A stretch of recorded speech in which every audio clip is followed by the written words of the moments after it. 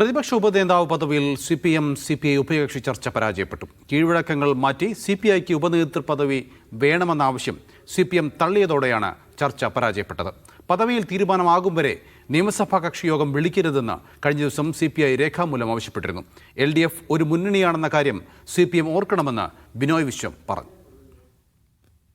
നിയമസഭയിൽ പ്രതിപക്ഷ നിരയിലെ രണ്ടാമനെ ചൊല്ലി LDFൽ ഉടലെടുത്ത തർക്കം രൂക്ഷമാവുകയാണ്. പാർട്ടിയുടെ നിയമസഭാ കക്ഷി നേതാവായ കെ രാജനെ പ്രതിപക്ഷ ഉപനേതാവാക്കണമെന്നാണ് CPIയുടെ ആവശ്യം. എന്നാൽ ആവശ്യം തള്ളിയ CPM KN ബാലഗോപാലിനെ ഉപനേതാവായി തെരഞ്ഞെടുക്കുകയും ചെയ്തു. ഇതോടെയാണ് വിട്ടുവീഴ്ചയ്ക്കില്ലെന്ന കടുത്ത നിലപാടിലേക്ക് CPI വഴിമാറിയത്. ആവശ്യത്തിൽ തീരുമാനമാകും വരെ LDF നിയമസഭാ കക്ഷി യോഗം വിളിക്കരുതെന്നാവശ്യപ്പെട്ട് CPI സംസ്ഥാന സെക്രട്ടറി ബിനോയ് വിശ്വം CPM സംസ്ഥാന സെക്രട്ടറിക്ക് കത്ത് നൽകി. പിന്നാലെയാണ് CPM ചർച്ചയ്ക്ക് തയ്യാറായത്. രാവിലെ CPM സംസ്ഥാന കമ്മിറ്റി ഓഫീസിലെത്തിയ ബിനോയ് വിശ്വം MV ഗോവിന്ദനുമായി അരമണിക്കൂറിലധികം ചർച്ച നടത്തി. ഉപനേതൃപദവി എന്ന ആവശ്യം ആവർത്തിച്ചു. എന്നാൽ കീഴ്വഴക്കങ്ങൾ മാറ്റാനാവില്ലെന്ന നിലപാട് CPM സ്വീകരിച്ചതോടെ ചർച്ച പരാജയപ്പെടുകയായിരുന്നു. മുന്നണിയിലെ ജനാധിപത്യം, ഇടതുമുന്നണി എന്നീ വാക്കുകളുടെ അർത്ഥം CPMനെ ഓർമ്മിപ്പിച്ചായിരുന്നു ചർച്ചയ്ക്ക് ശേഷമുള്ള ബിനോയ് വിശ്വത്തിന്റെ പ്രതികരണം.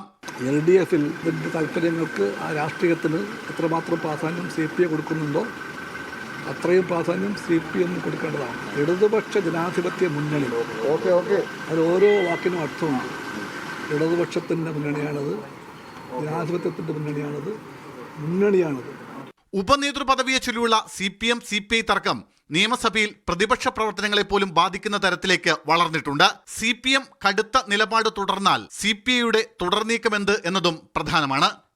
മീഡിയ 1 തിരുവനന്തപുരം.